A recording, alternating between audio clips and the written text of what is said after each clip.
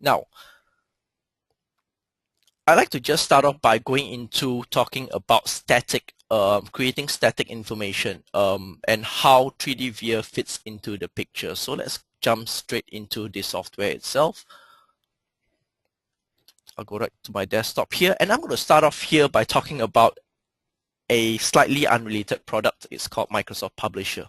Now let's start off from this level here. I'm starting off Microsoft Publisher, and we're going to take a look at this manual. It's a cleanup manual. It teaches the user how to clean up a particular product, and this is Microsoft Publisher. Now I'm just using this as an example. You could be using any other form of desktop publishing tool from one of the Adobe products, Illustrator or Publisher, or to things like even Microsoft Word, for example. All right. Now, depending on the application you use, the interface might be different, but you will find that the process is exactly the same. Now, what I'd like to do first is let's go on to the graphics manager, and what we have here is the system lists down all the different items that are being used in this manual. Imagine very often what happens is manuals are created after products are designed for many reasons. One, you need the photos. Two, you need to know the data is correct before you publish information here. Well, with 3D Viewer Composer, you will find that it's no longer a necessity. For example, right now I may have some things here that I haven't fully worked on, like this little image here that's not updated yet. Maybe because when the writer of this manual was working on this, the designer hadn't provided all the information regarding the design yet, or maybe he was just on leave and didn't get a chance to finish off the data. Not a problem. Moving on from this, we could also take a look at other things. For example, the PDF document of the same file that we looked at just now. Same thing, as you can see, there is some information here that is created from the CAD software that's not completely updated yet. All right. Now, what we're going to have to do is that we're going to just make sure that this I'm just going to show you very quickly how this information is going to work on a day-to-day basis for you. Let's go take a look now at 3D Viewer Composer. Ladies and gentlemen, I present to you 3D Viewer Composer R 2012. This is the V2012. And what I'm going to start off here is by talking about a few things. For example, when you work with your data. Now, there are several types of files that you would probably work with on a day-to-day basis. Let's take a look at what kind of 3D files we can work with. Of course, they are the default 3D Viewer files. And there is also the ability to read in various CAD file formats, whether in native or neutral file types, as well as 2D data. So if this question pops up, can I use 3D Viewer to also edit my 2D files? The short answer is yes.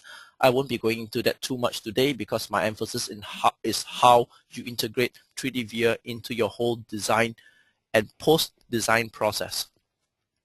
Now, to kickstart here, let's go on to open this particular file. I've got the very same 3D file that's been created here. Now this is the 3D Viewer file itself. I've got several pieces of information that I have here, among which are views that I have already created previously from the 3D model that's been imported from the CAD software. I will talk about this in a while later. Now, as I scroll through these different views, just think about the benefits of this. I can import directly the CAD data and create industry standard compliant images for my manuals and my documentation. And of course, someone is later going to ask me, how quickly is it to create one of these views? Well, that's what I'm going to talk about here. All right. Now, let's concentrate on excuse me, step 6, which, as we remembered, hasn't been fully updated on the documentation yet for various reasons. Like I said, maybe the designer didn't have time to supply the technical writer with the information. Maybe there's so many possibilities.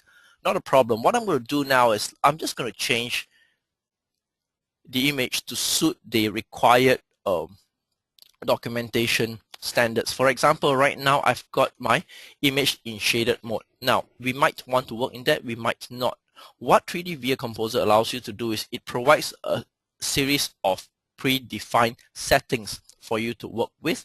This enables the non-CAD person to directly and very quickly change the look and feel of the information that he or she is going to present, even though he or she may not have direct access to the CAD information itself. Maybe I like to have construction edges. Again, remember, I'm manipulating 3D CAD data within this software. I'm not working inside any CAD software currently.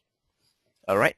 So let's imagine this were the this is exactly how I would like to work with. Now, if I were to select this piece of information, like say the part here, if you notice I'm selecting the spray tip. One thing I'd like to highlight to you right now is that what 3D VR does is that it reads in not only the 3D files but also the file structure that I have with the model that's been created. Right now, I do see in front of me that there is the entire sub-assembly which I need to work with within the assembly tree itself. This means that the non-CAD person is still able to manipulate information directly and very quickly. For example, right now I just like to drag this display tip out here, and maybe from here I like to rotate it now very quickly now, just to maybe I just rotate it out this way. That's how I would move my information here. And I like to just show the disassembly of this particular part. So what I like to do right now is I just click on the information that I have on screen here, select the sub-assembly, and just pull it all the way out. Partly, maybe I'll pull it partly out here so that I can actually do a linear explode very quickly and easily this way. Again, we are manipulating CAD data, and I have to keep emphasizing this, outside the CAD information. This is just part of the story. Let's just talk about manipulating of the information that I have here right now. From just moving parts around, there's a whole range of authoring tools, ranging from dimensioning tools and plane creations, coordinate systems, and all that, to very basic things like, for example, adding arrow information. I like to add a circular arrow to this part here. Let me just grab hold of this and place it over here. What I've done here is I've just created a piece of additional marketing collateral information. Maybe I like to just move it around, and very, very quickly I could just define, for example, to turn off stay on top so that it does not cover up my information, and change the information very quickly. Let's reduce the angle of the arrow over here, for example, and then I'd like it to be changed in the angle so that it looks much nicer and more realistic. This is where we would tweak the look and feel of the information. I like some gradient here, and let's give the, what else could I play with? Maybe the opacity. I like to just increase the opacity to this level here, and that's how you would add a nice and simple arrow. Now, whenever you're adding additional information to the data, very simply, I am still able to reference existing CAD data. For example, right now, this is the default setting for my arrow. I'm able to actually just snap to the geometry of the CAD data to ensure that whatever information I create, regardless of the environment, will always be correct. So in the same manner, I like to turn off the stay on top. Maybe I'll just drag it out here a bit. All right. Stay on top here. Let's turn off the extremity. I can change it here. Turn on the gradient. And I like again to change the opacity to the maximum. So this is what I get here. And from this, I've created the new image that I require for my step 6. Very simply, I just go back to my views. I have the system update this view. And that's how we would work with 3D data. Again, like I said, this is for the technical writer, not the CAD guy to work with. What else can I work on here? How do I create a view from scratch? Well, let's just grab hold of one of the views. I like to create a duplicate of this step 3 view here. So let's go on to select step 3. All right, I've gone on to select this, and I'd like to just I can create a new empty view or so on. Or very simply, I can just go on to create a workshop here and do a snapshot of a new view. And for this new view here, I like to rename it as all right, warning notice. And for my warning notice, I don't need some of the information. So very quickly, I can just turn off this information that I don't need. And this one, I don't need either. All right. So the arrows, we can leave it alone if we don't want to play with them. All right. Now, what I'm going to do here right now is, after I remove this arrow information, I like to just make use of a very useful tool called the digger. And what the digger allows me to do is to actually create very quickly detailed views of my information. And let's just call up my digger over here. And this nifty little tool, let's just go on to add this. I'd like to just point it to this location. As you can see, what I'm having here now is just a magnifying glass to emphasize a specific area of my product. And you say, big deal, that's just a detailed view. Now let's take a look at what the options are. You can of course have cutaway views here if you wish to, but what I like is this, the X-ray view. So what the system does is it changes the grayscale of the information, and again, this is industry standard compliant, so you'll be sure that any of this information that you create will be compliant to standards such as the S1000D or the military documentation standards. Very quickly again, without the X-ray, just onion skin peeling away parts that I want or don't want. But for my case here, what I like to do is I like to show partially this image here, and let's take a snapshot of this. And moving on here, I could of course go on to change the settings to suit my company's needs and add on a label. Like I mentioned, there are a whole host of information, additional information tools that you could have here. I'm just going to add this one and change the information. What am I going to put here right now? Instead of image 2D, let's call it, let's put something here.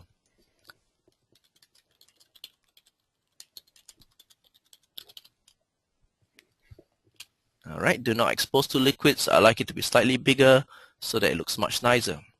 And this is how I would create a new image. Just do a right mouse click here, I update my view, and my view has been created.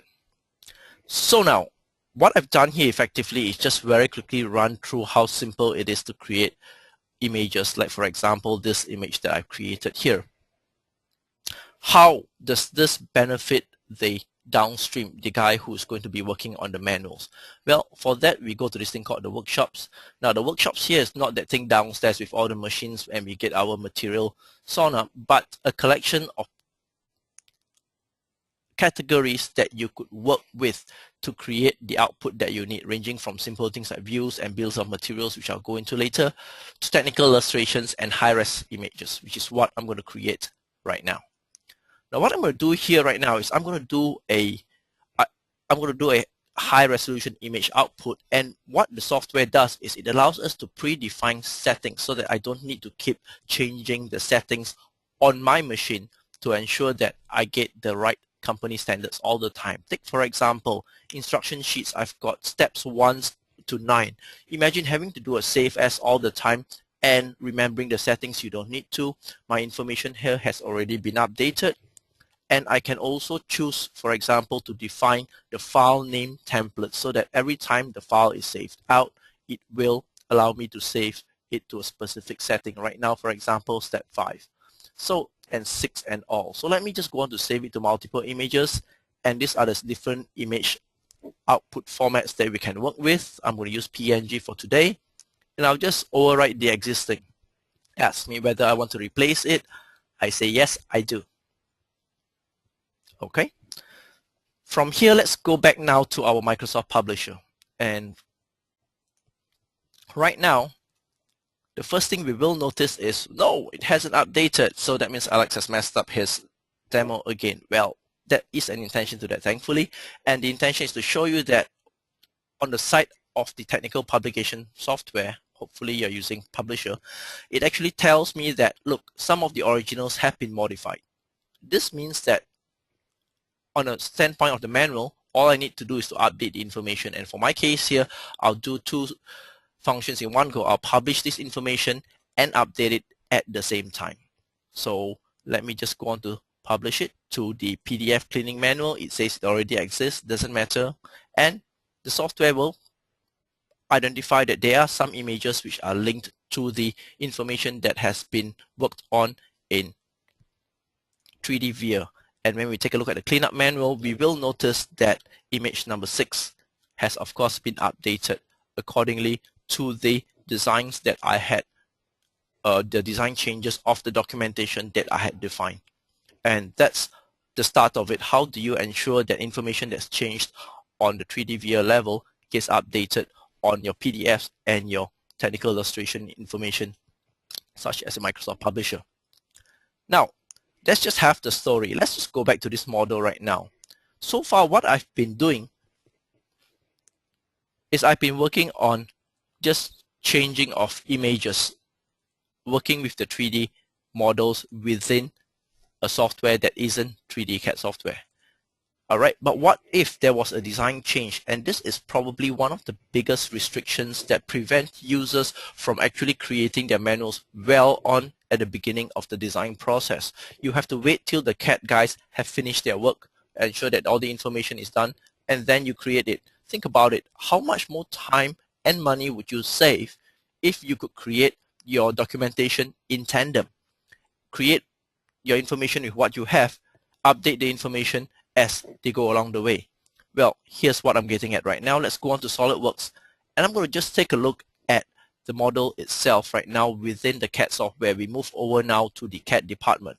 Guess what? Customer says I want a change in the design. So first of course, I've got to access the information. This is the Power Painter product that I'm working on right now. And what I'm going to do right now is that once the file retrieves, is that we're going to consider a typical scenario on the design level. Hey guys, something has changed. That means you're going to have to update your manuals. Oh joy, that means all my images get messed up, possibly, or we have to redo. Imagine we have to go through the process of rendering high-res images all over again. Well, let's trigger off a simple design change here right now. I'm just going to bring it down here. And on this level here, I've got this spray tip. Now this spray tip assembly has undergone a slight design change. That's a new model that's been released. Apparently yellow with 4 spokes don't go too well with existing customers. I'm not sure why I don't use one of this, but somehow people prefer this with red and more spokes. So this is a typical design change. Now your design change could be additional components, different components like I have here, change of component type and color, and so on and so forth. Doesn't really matter. What I'll do is I'll just save up this piece of information here, and that's it. What I'm going to do here right now is, whoops, let me just minimize, close this off here. I've saved off the file, and I don't need SolidWorks anymore. Let's just go back to 3D Viewer. Now we go back to the technical illustrator's desk. He hears that phone call from the designers. Haha, guess what? Your design has changed. Now you're going to have to update all your information all over again. Now, what are we going to do here on a 3D viewer level? Now, let's just recap before we refresh this information. Step 6, this was a new view I created. 4 spokes, this is the old model. This is the cover image, 4 spokes, yellow. Alright, all I need to do is to go on to tell the system I like to update my 3D viewer composer document. Of course, if you want to, you could also create a script to automatically update this, which I wouldn't recommend for many reasons, or you could create a shortcut to trigger this off. What I'm going to do right now is I'm just going to go down to look for SolidWorks assembly, and this is the Power Painter that's been updated. I'll just tell the system I like to update this information. Now what happens here right now is that the software is going to effectively take into consideration the change that has been implemented. Once again, imagine the amount of work, time and money that you would save in creating your technical documentations, whether it's marketing material or your assembly instructions and user guides, if you were able to actually ensure that your information changes with the CAD data itself. And that's exactly what's happened right now. What you'll notice is that the main image has changed. Now let's go back randomly to one of this. Yes, I like to save it. Let's go save it to a new view. Alright, let's go back to the cover image here again. I like to just update this view, and then, sorry about it, let's go to step 5. Step 5 doesn't give you a very good view. Let's go back to step 6, which was what I created just now. If you notice here, right now, all the different views have been updated. Again, productivity gains, very obvious here. What happens is that any design changes that occur will automatically get updated accordingly. So that's the first step. We have updated the CAD software, the 3D Viewer Composer document gets updated. What next? Well, let's go back to our workshops. I've got my high resolution image here. Now this time I like to update the cover sheets. In the same process, I just go on to save this, and let's go on to save my output images as a PNG file again. They've got very good resolutions. I'll just save this information. Alright, and let's go on to save the instruction sheet information as well, because all this has changed also. So let's go back to PNG and save this. Yep, I like to replace all my information. And let's go take a look now at my publisher one more time. It's telling me again that the original is modified. My documents have been modified, not a problem here. Let's go on to the whole page. Alright, and I'll go back to page 1. Now page 1, front cover is still the old version. Again, I can tell it to update manually, or I can kill two birds with one stone by telling the software to publish and update at the same time. So what I'm going to do is I'm just going to overwrite the PDF. It tells me that the information has been changed. Do I want to change this information? I say yes, I want to update it. This is the final outcome for the PDF. You'll find that all the detailed views have also been changed to the 6-spoke version. Very nice and simple. Let's close this up here, exit this, and of course my information here gets updated also. This is technical illustration. This is for non-interactive content. Alright, that's end of part 1 of my presentation. Let me catch my breath here and we'll go on to part 2. We'll be coming back to this in a while, so what I'm going to do here is that I will just reduce this for a while, come back to this, and let's go back to my PowerPoint slide. I may not need SolidWorks anymore. So in a nutshell, what I've shown in the past 15 minutes covers this area of static data that we work with 3D data, but to create static outputs such as images for documentation, whether it's pre, post-sales, etc. Part 2, we're going to talk about the next step. How about going paperless? How about interactive content? How about using the iPad, which is all the rage right now, but something that I'm seriously considering getting myself. How do we go into this area where we develop information that takes us one step beyond the 2,000-page manual on how to dismantle the gearbox and have actually develop actually interactive content to ensure that we pass on the information in a timely and accurate fashion. That's what we are here to talk about right now. All right. Oops. Okay, let's go back to this. Excuse me. 3D Viewer. All right, welcome back to 3D Viewer. And right now, what I'm going to do here is I'm going to move on from creating static images, and I'm going to switch to animation mode. We're going to start off by looking at how we would create animations. All right, I'll just maximize the screen here and take a look at the animation timeline. Now, what the animation here is going to look like is effectively this. I'm just going to do a quick play of this, and what I have here is a quick capture of the animation. It may not look very smooth on the actual screen itself due to the lag in the internet transmission and all that, but effectively what I have here, and I'll be more than happy to post this video online to show the actual video, is the simple steps of how we would create an animation. Now, how do we elevate the level of a basic animation to something that is perhaps interactive and actually enable us to define the correct information to the correct people at any time? Now, to do that, what I'm going to do here is I'm just going to create some information here very quickly to show you how easy it is to add in additional information and elevate the value of what is otherwise a very basic and lowly animation. Let's just start off here by creating the digger. I like to insert a digger over here right now, which we saw previously. This is my digger. All right, and my digger is I'm going to use it to zoom into this area, perhaps create an X-ray so that I know exactly what is inside this component here. All right, then I just drag it down, say to 1 minute later. Should I do it 1 minute later? No, I shouldn't. All right, let me just go drag it down again. Oops, slide. Got a bit too excited there. I'm just going to create a digger here right now, and that's the digger for me.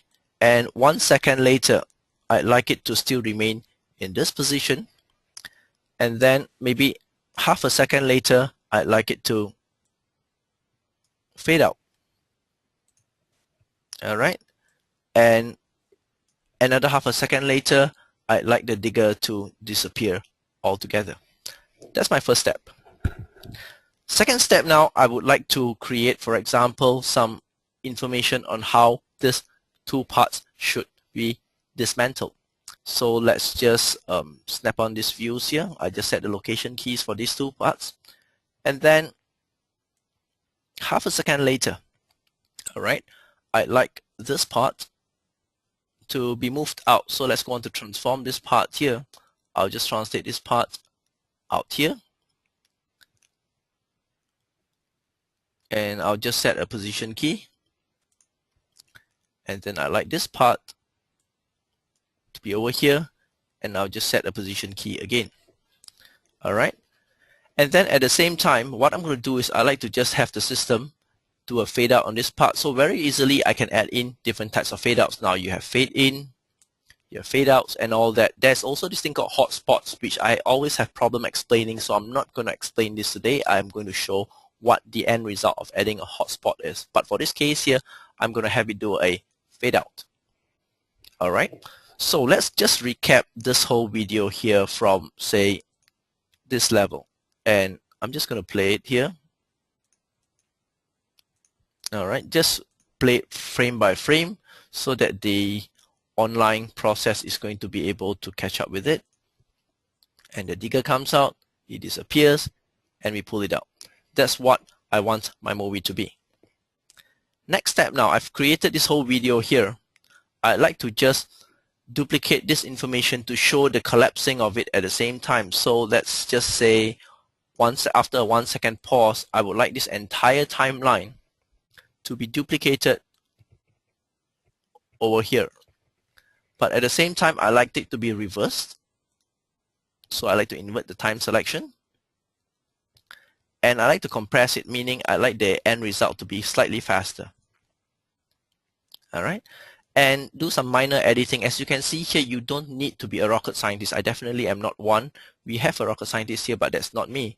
And what I'm going to do here is that I'm just going to delete off this line here. This one and this, so there's no more information regarding the digger. And what happens here at the end of the day is that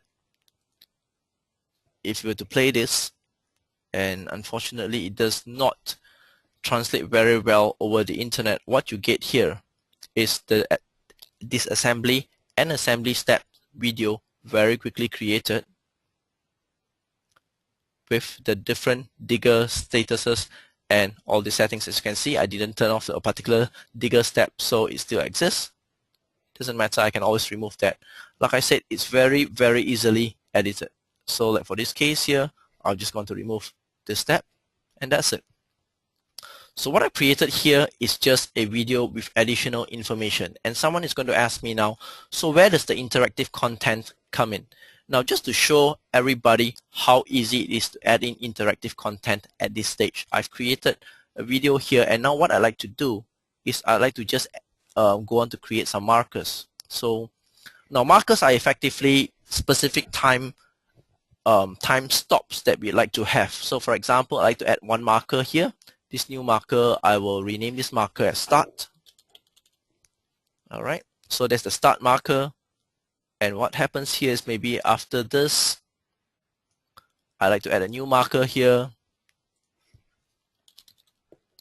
Turnover. Let's call it a turnover. And then, so this is the zoom in. I'll rename this as the zoom in.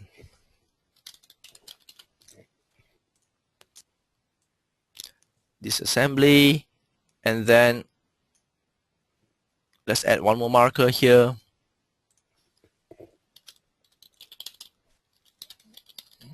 And so on and so forth. So we can go on to add as many markers as we like.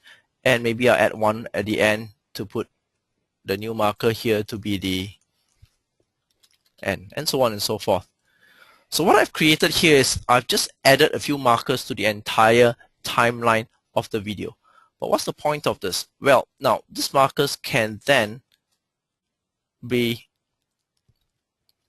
linked to things such as interactive buttons. Right now, for example, I've got some default buttons here to create next and previous. You could always customize these buttons to create, for example, skip to this step or link it to a bill of material or something.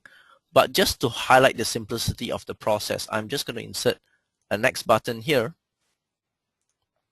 and I'm going to insert a previous button here just to show you a simple example of interactive content. So what I've done here right now is I've created a video with two buttons by simple drag and drop. Imagine if we took this a bit further and went into web development and all that. Now what I'm going to do right now is every time I go up here, I click next. The system is going to play this and it stops at the next step. And once I've looked through everything, I could always go on to hit the next button again. You could always add links and additional information to your model if you wish to your animations as well as your static information, and that's what I'm going to go back to right now. Alright, from animations, let's just go back now to the static views for a moment because I'm still talking about the theme of interactive content. Let's take a look at interactive content one last time. Now here's your documentation. Again, you'll probably be asking, I thought we were talking about interactive content. Why are we going back to our 2D documentation now? Now again, the theme here is going paperless, going web-based, going interactive. And what I'm trying to highlight here, and I hope I manage to after this next 5 minutes, is that your interactive content does not necessarily only have to be limited to movies and animations. It can also be things such as bills of materials. And in order to do that, let me just go on to create a bill of materials. So I'll just go to my workshop and go on to create a bill of material. Alright, very simple here. I've got some predefined settings for my bill of material. Right now I don't quite have a bill of material yet, as you can see. Alright, so what do I do here right now? First, I'm going to just create my the bill of material for only the visible parts so that the software doesn't create unnecessary items that have already been hidden. And then I'll just go on to tell the system to generate BOM IDs. What you will notice on the left of the screen is that the information gets called out. Of course, someone is going to ask me later, where did it get all this information from? Well, remember, when we imported the 3D file, the file structure gets imported. So that's the starting point. At the same time, you could also go on to configure the information that you want to have created there. Now, you can select from the properties that exist only on 3D VIA itself, right down to the meta properties, information that's imported from the SolidWorks. If you notice here right now, I've got SolidWorks component name, I've got the instance name, configuration, and so on. And very quickly, I can just switch this information over, change this. Let's go to the BOM ID, and let's do an apply here. As you can see here, I've added SolidWorks related information that has been imported from the CAD model into 3D VIA, which is completely separate from SolidWorks itself. I hit an OK here, and that's what is created right now. What I have right now is a collection of all the parts. If you notice, when I highlight my models, the system will actually highlight the bill of materials on the left at the same time. So what I'll do right now is I'll just go on to create the callouts, or what we would call balloons. Alright, let's go to my properties here. Spin down my properties. Right now my properties top and bottom, no, maybe I want everything to be on the bottom. So this is how I would create the information and all, if I like the size to be slightly bigger, and so on and so forth. That's the first step. The next step is, of course, I would like to create a bill of material. So let me just hide the bill of material table, and here it is right now. That's my bill of material table. These are my default settings. I think I would like my default to be slightly different. For example, if it's still bottom, I like to put it to the top, or maybe I like it to be free drag. Free drag means I can drag my bill of material around like how I would in SolidWorks. So let's just resize this information. My bill of material is getting in the way right now. Drag this, resize. Font too small, doesn't matter. I can just resize this very quickly. Now, from here, if you remember, whenever I selected a balloon or my item, my bill of material updates. we can incorporate this functionality called hotspots, which allow us to link our information all around places, assign unit BOM IDs and show callouts and so on and so forth. But right now I only have one drawing. So what I need to do is I'll just fast forward this whole process a little bit, and I'd like to go on now to taking a look at the actual data that I would have created here right now. Now this would be the Power Painter that I have created. Now watch what happens when I have a published bill of material here and I move my cursor around, and you say, yeah, SolidWorks can do something like that, my CAD software can do something like that. Yes, but when I select the sprayer body and I click on it, the hotspot automatically links that particular item I selected onto another drawing, and here I get another localized bill of material. And let's take a look at, say, item number 9, and when I click on this, I get this information link to yet another drawing. This is effectively the first level of interactive content that you would expect to get from 3D via Composer. But what about the animations? I've not forgotten about the animations that I was talking about right now. Now what I have here are actually a sample collection of interactive content that's web-based. That means what I'm showing you here is live being downloaded from the web. And you can start with something simple, for example, like an animated parts list. Let's take a look at how this works. Now what this animated parts list does is that we have a 3D model with the information here. Now depending on how fast the internet is going to work today, if it's not, I'm just going to have to bypass this one. Nope, it's not going too fast. I'll try something smaller. I'll go on to the advanced samples. Then for example, work instructions. Remember the spots that we did just now. You could start off with an interactive spare parts catalog. This is a very simple example. Now you have a 3D model here, all right, and you can actually spin it around. Yeah, that's nice. And then watch what happens when I select a particular part. I'm able to view that part, and if there is information, if you notice, the parts list on the left have been linked to the properties on the right, and this were extracted possibly from the CAD data. It could have been extracted from elsewhere, I'm not sure, but you could do all this information. In addition, if you notice, this interface has the digger information set up. So I like to create the digger. I like to put a digger over here just to be sure that I'm looking at the right file. Let's move the digger, zoom it out a bit. Maybe I move it over here. Yeah, this looks nicer. And I like to do maybe an X-ray of this product. Imagine doing this real time. Well, you can. This sample I'm showing you here is actually available on the web itself. And that's my digger for me, and so on and so forth. How about other forms of animations or interactive content? Well, let's take a look at this. I particularly like this interactive work instruction example simply because it's the accumulation of the entire presentation that I've given here right now. Imagine you've got a 3D model here and you're able to query it. And remember, I added the next and previous buttons. Right now, instead of a graphics icon, what we have here is a next step in text. But when I click on this, I'm told that the task needs to be completed.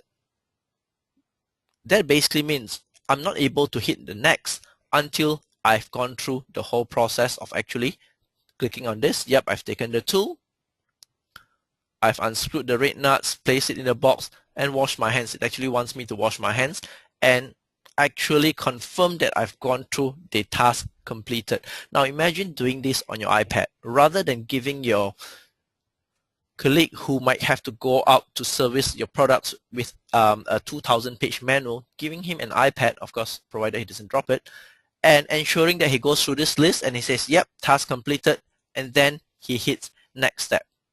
Then what happens is you have to confirm that the nuts have to be red. Yep, I'm very sure it's red. So yes, I've taken the tool, I've unscrewed the nuts, I've washed my hands, and I hit the next step. Again, then the next step comes. Now it's telling me to remove the tubes. Now, in order to remove the tubes, I have to first remove the nuts. So these are the nuts I need to remove. And then unscrew the 2 green nuts, place them on the desk. Yep, I've completed the task. I could write comments in this box if I wanted to, but for now I won't. I hit next, and so on and so forth. Disassemble the body.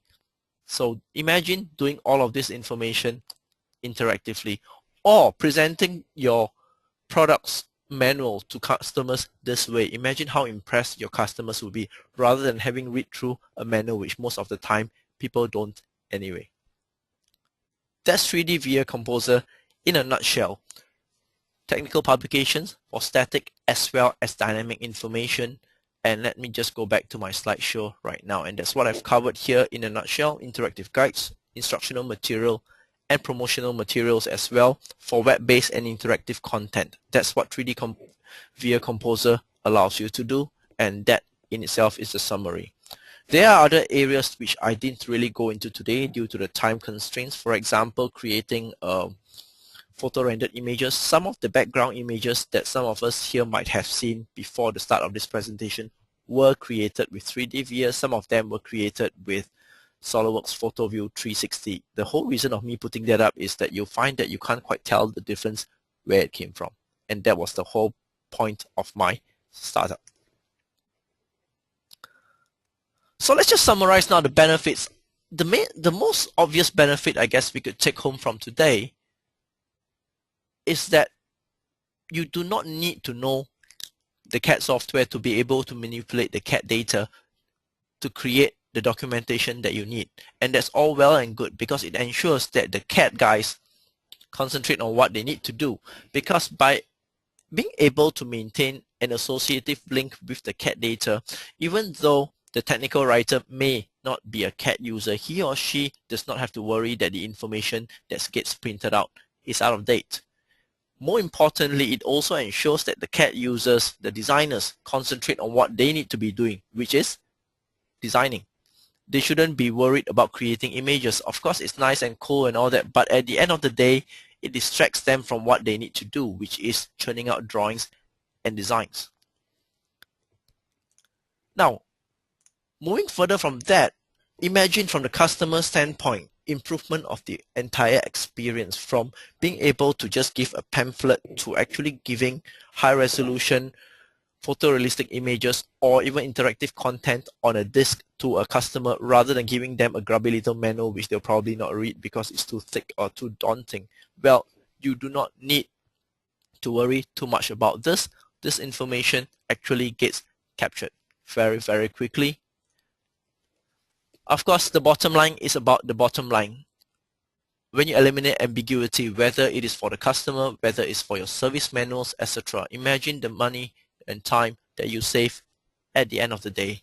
Effectively, time is money. 3D VIA Composer very quickly and easily addresses that need. And I'm sure you would agree with me after this 40 minutes of listening to me. So at this point in time, maybe I'm just going to take a break and open the floor to questions. I think there are already some questions popping up here. Are there any questions? Yes, there are. All right, let's go start off from the beginning. What's the approximate cost of the software? Now, I'm going to have to sidetrack all cost-related questions for now because I will address that after towards the end of this presentation, if you don't mind. How long does it take for this user to learn? That's a very good question, actually. The course is 3 days. And what I've shown you here, you can do it in 2. There's still quite a bit of advanced functionality I've not covered that is covered within the training itself. And yes, 3 days and you'll be up and running. In fact, I know users who never even went for training and kind of figured their way around the software altogether. Hope that answers your question. Any other questions? How do we render in 3D VIA? Effectively, you read in the files and you apply the rendering settings. The concept is very similar to any rendering software, like for example, PhotoView 360. You select the part, you apply the material properties. All right. Can you remove individual lines from the drawings? Yes, you can. There are editing tools for you to work with raster graphics because when you create your images with lines and all that and you like to specifically remove or simplify that, yes, you could do that.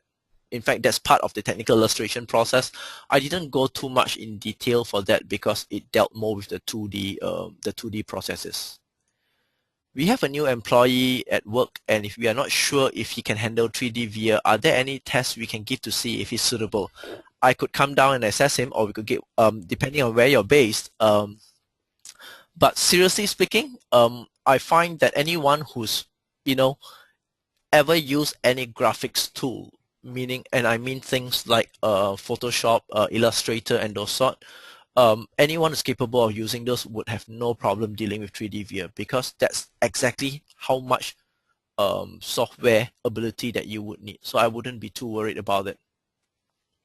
All right. But if you'd like to take this question about suitability of user further, please drop me an email. I'll give you my email in a while. I take it you do not need to be a 3D CAD user to use it. That is correct. That's the whole point of it. You do not need to. Okay, it is a bridge between the designer and the non-designer, the technical illustrator, the guy or the girl who's sitting in the back writing manuals that no one ever looks at. Well, he or she has a very important task, but no, he or she does not need to learn CAD, and that's how you streamline the entire process and improve your productivity. Can it also display Wellman cut list? Not directly, but you can. There is a slight workaround for that. All right. How big of the size will this software be? Small enough to fit on a CD. I think it's just a couple of 100 meg. It's slightly below 1 gig, I think, the installation, so it's not too big. It's definitely smaller than SolidWorks. So if you have SolidWorks if you have machines that can run SolidWorks, you have plenty for this. All right, it's much smaller than SolidWorks itself. More questions? Can we publish interactive video on the website? That's the whole point of it. Yes, you can. The interactive content that I showed you just now, they were running live off a website, and that is the whole point, to actually create this information so that, for example, if customers want to know how to dismantle a part, or they want to check what's the part number for a particular part for ordering and they've lost the manual, well, you can publish this information on the web. That is the whole point. There's full support for HTML. The interactive content is both for offline as well as online content, and the software is fully set up to support integration with websites and web-based information. Can I get a copy of your presentation? I get that asked very often. Yes, you can. I will be, this video is being recorded anyway, so once it gets, as usual, goes through the censors and it makes sure that I've not said anything controversial or shot myself in the foot, yes, the video will be made available to, and everyone who signed up for this will, yeah, you can drop me an email to let me know if you like the presentation. Does it require high-end graphics card? No, it doesn't, but it'll be good to have at least one of the mid-range gaming cards. This is from personal experience. If you try running this on a laptop with a integrated Intel graphics card, it can get a bit slow simply because at the end of the day, you are dealing with quite a bit of graphical information. At very least, you should have a gaming card. You know, we get one of those mid-range NVIDIA GeForce or ATI Radeon cards. All right. Ideal case, of course, get a workstation, but no, you don't need one. Recommended, but not necessary. Where can I find tutorials to get started learning with the software? I've got them. I've got tutorials on those. I think there are tutorials online too, but you could drop me an email regarding tutorials. I can take this further. Do you need to install SolidWorks and 3D via Composer at the same time? Thank you for asking this question. No, you don't. And that's the fun part. Again, the technical illustrator, the guy or girl in the back who sits down and writes manuals, doesn't need to have CAD.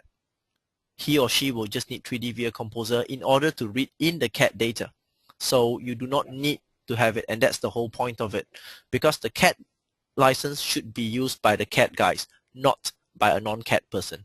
And that's the whole point of 3D via, to effectively enable non-CAD people to work with CAD data to create what they need. So no, you don't need SolidWorks and 3D via to be on the same machine. I use 3D via on a composer that doesn't have SolidWorks. How would you update the SMG file in this case? Ideal case, you have a server at very least. If not, you have to find some way to ensure that there is a way for your 3D via to access the updated files.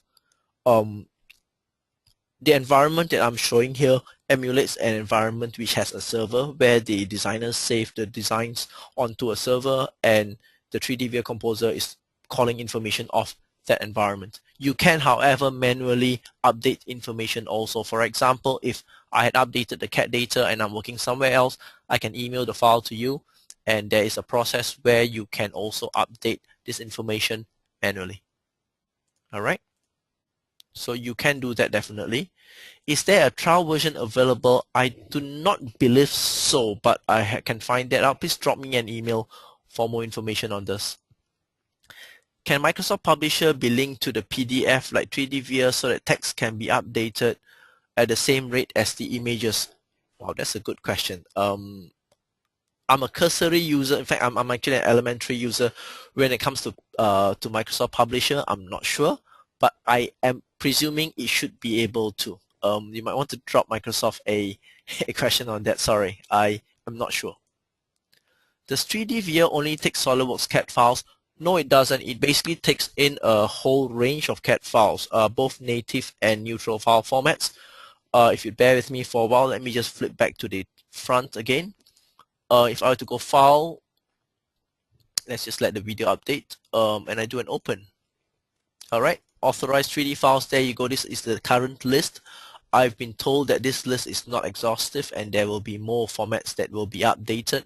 But currently, this version that I'm running, which is half a service pack behind, this is the list that I can offer. All right, I hope that answers your question. What else? Trial versions are available for 30 days. Oh, okay.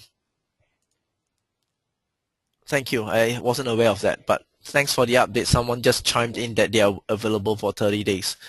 I've got time for 2 more questions. I've got 1 more minute. Any more questions? None? Alrighty, if there are no more questions, what I'm going to do is I'm just going to flip on to some housekeeping stuff. I guess feedback would be great. As always, if you think I went too fast, too slow, would like to know more, think this was a waste of your time, please let us know. As usual, the only way we can improve is by finding out what we do well and what we don't do so well. So feedback and all that, I'll give you my email in a while. But I've got a question to end of the day here. What is the typical return on investment for using 3D Viewer? And this is something that I would like to seriously ask everyone to think about it. Yeah, it's good to have it. It's always a good to have. And the consideration for return on investment is very significant. It's very significantly overlooked very often because we take for granted that things can be done right now, things are fine right now, why should we change? Or, yeah, that process works, but we never looked at how we can better improve it. Again, a few basic takeaway here that we can emphasize on. 1, CAD guys should be doing CAD work, not the documentation. 2, imagine all the pre and post sales activities from marketing all the way to servicing and so on that can be addressed with 3D Viewer before we even go into it. All right. What I'm going to just highlight here is just a quick return on investment question, and I like to just pull off a sample, and this is based on some information that I've received. And depending on the situation that you would face, what is the cost? And this is something I like to ask everyone to think about. You may or may not agree with the figures. Again, depending on how many people you spend doing this and hours. These are typical areas that we do 40% of the time, maybe less. If you like to chime in, if anyone like to chime in on hourly rates and all that, this is your typical savings that you would look at. One of the things that we tend to overlook is data recreation. Very often, we overlook the fact that designers, the CAD guys, when they are creating pictures or recreating pictures to support marketing, that is non-productive work. They should be creating drawings. They should be creating new designs. And then other benefits for creation of information for things like training, post-sales activities, servicing and all. And this addresses things like the quality, how you touch base with the customer, the overall improvement of processes on how your field engineers service your products and so on and so forth. This is a typical collection of numbers that we could actually consider. Savings in terms of warranty costs due to incorrect information being published and all that. These are questions that you might want to think about. These figures here are based on averages that we receive from the market and all. And if you'd like, I can take this up with you on an individual level and we can punch in numbers that you actually work on. And let me just unhide the next column here. These are just generic figures here. Don't take this as indicative. And this is a typical investment consideration with regard to 3D VIA. The costs there are not indicative, as I'm just using it as a generic example. Even if the software costs $10,000 and the subscription 25% of it, your typical figures are like this. And this is something that I'd like to highlight to everybody, because at the end of the day, it is not only the product that we're talking about, but how does it benefit the customer? How does it benefit your company at the same time? And that's my final word that I'm going to talk about today with regard to 3D VIA Composer. All right. Quick glance there. And some housekeeping. Last chance for questions. Do you have any more questions? Room for one more question. If no one's going to ask, I will now do some housekeeping. And that is the next steps. Of course, ideally get a proposal. Ideally you should contact your account manager. I hope you know who your SolidWorks account manager is and at least have spoken to him once. If you are based in Melbourne and you don't, let me know. I'm based in Melbourne. Get 3D VIA, of course, ideal case. I hope I've at least put a few of us here, if not everyone here, to actually consider getting 3D VIA. Again, at the end of the day, we are having some special promotions from DS SolidWorks. And I'm not in a position to go into details right now because it's going to extend the presentation way beyond my 5 minutes that I've gone beyond. So please contact your INTERCAD account manager for details. We have some promotions for this month. And please, of course, drop us a note if you've got further queries, comments, feedback, and so on and so forth. Please, your first point of contact would be your account manager. INTERCAD technical support would be great for the how-to or what do I do, how do I do, these kind of questions. And finally, if you really don't know, I hope you do, but in case you don't remember or don't know who your account manager is, drop me an email. That's my email address. I'll be more than happy to redirect your queries to your respective account managers. All right, I'll just leave the slide on screen for 10 seconds so that at least you have time to grab a pencil or something or do a screen capture of my email should you wish to take this forward. But really, the most important next step is get 3D VIA. Okay. And with this, I've come to the end of my presentation. There is actually a lot more that 3D VIA is able to benefit a company, regardless how big or small your organization is. Due to the time, I've had to just concentrate on the key areas. There's so much more I could talk about: the interactive web content, the rendering. The rendering is amazing. I'm actually very amazed by it, as well as heaps of other things like working with raster and 2D images, removing lines, and so on and so forth. But for today, that's all I have to present. Thank you for your time. I hope you found this a good use of your time. Thank you and have a nice day. Goodbye.